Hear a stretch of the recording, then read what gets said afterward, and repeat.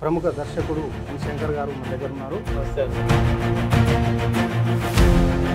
అంటే అప్పట్లో ఒక నిర్మాతకు అప్పులు తెచ్చి సినిమాలు తీసే పరిస్థితి ఉండకపోయింది. ఇప్పుడు జరుగుతున్న విధ్వంసం ఉండేది కాదు. పోతే అసలు మొత్తం ఇల్లు ఆఫీసులు లాస్ట్ 10 yearsలో చాలా మంది అడ్వాన్స్లు ఇచ్చి రిటర్న్ రాక, ఎంజీలు పెట్టి రిటర్న్ రాక, ఎన్ఆర్ఎల్ ఇచ్చి రిటర్న్ రాక థియేటర్లు అమ్ముకునే సందర్భాలు ఉన్నాయి. 15 to 20% నిర్మాత దగ్గర డబ్బు ఉంటే 100% సినిమా కంప్లీట్ అయ్యేది. ఎన్కౌంటర్ సినిమాని మొదటి సినిమా గారు ఏ రకమైనటువంటి ఇష్యూస్ ఫేస్ చేసి అంటే ఆ ఎన్కౌంటర్ సినిమా చేసే స్టార్ట్ అయిన దగ్గర నుంచి నా మీద నిఘా ఉండేది. నన్ను చూసి షాక్ అయ్యాడు. నువ్వు డైరెక్టర్ అన్నాడు. నేను డైరెక్టర్ సార్ అన్నా. ఎస్ఎల్ఆర్ గన్స్ కావాలి నాకు షూటింగ్ కి. ఎస్ఎల్ఆర్ గన్స్ కావాలి కొంచెం అంటే సరే వాళ్ళు ఒరిజినల్ ఎస్ఎల్ఆర్ గన్స్ వాడేవి దాంట్లో.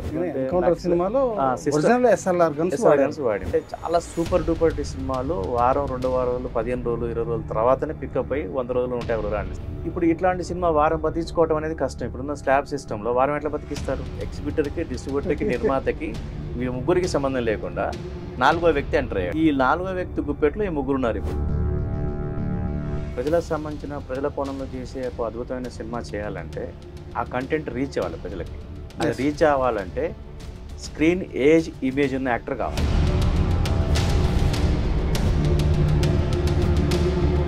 ఈ శాప విముక్తి జరగాలంటే ఏం జరగాలి? వ్యవస్థ మారాలి. అంటే వ్యవస్థ అంటే ఏం మారాలి? ప్రభుత్వ నిర్ణయాలు. ఈ సినిమా తీస్తే 10 కాలాల పాటు నిలబడతాము. ఇప్పుడు ఏ హీరో సినిమా అయినా గుర్తుపెట్టుకునే సినిమాలు ఉన్నాయన్నా? ఒక్కడు కూడా ఆ రోజుకు ఆ 4 రోజులు. ఇప్పుడు ఏ హీరో సినిమా అయినా కనీసం 50 రోజులు నడుస్తుందా? 60s, 70s, 80s, 90s వరకు కూడా సంవత్సరానికి ఒక 10 సినిమాలు ఖచ్చితంగా చెప్పగలుగుతాం. ఇట్లాంటి మంచి సినిమాలు ఉన్నాయి. సో అట్లాంటి సినిమాలు ఈరోజు మనకు మార్కెట్లో లేవు. మీరు సినిమా రంగంలోకి ప్రవేశించడానికి ప్రేరణ కలిగించినటువంటి అంశాలు నల్గొండ కాలేజ్ చదివేటప్పుడు సినిమా చూడదే చెప్పేవాళ్ళం. సినిమాలను మనం అప్పులో పడేస్తాయి, మనం రాంగ్ రూట్లో పట్టిస్తున్నాయి కాబట్టి సినిమాలకు వ్యతిరేకంగా ఉండేవనేవాళ్ళం. సినిమా చూడొద్దని చెప్పిన శంకర్ సినిమాలకు డైరెక్ట్ వెళ్ళి ఎవ్రీ ఇయర్ ఒక సినిమా తీసుకుంటూ వచ్చారు. అవును.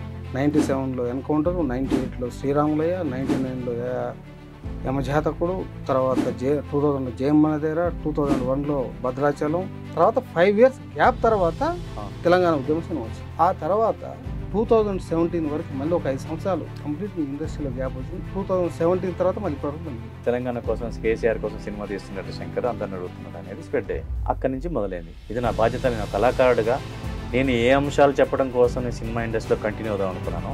అంశానికి సంబంధించిన అంశం చెప్పకపోతే నేను నా వృత్తికి ద్రోహం చేసిన వాడు అవుతాను, నా ప్రవృత్తికి కూడా ద్రోహం చేసిన వాడు అవుతాను. కాబట్టి నా వృత్తికి ప్రవృత్తికి న్యాయం చేయడం కోసమే జయబోల్ తెలంగాణ. ప్రముఖ సినీ దర్శకుడు ఎన్ శంకర్తో సంచలన ఇంటర్వ్యూ విధాత న్యూస్ ఛానల్లో శుక్రవారం సాయంత్రం 5 గంటల నుంచి అందుబాటులో ఉంటుంది. 4 ఎపిసోడ్లుగా వచ్చే ఈ ఇంటర్వ్యూ మిగిలిన భాగాలు శని, ఆది, సోమవారాల్లో చూడొచ్చు.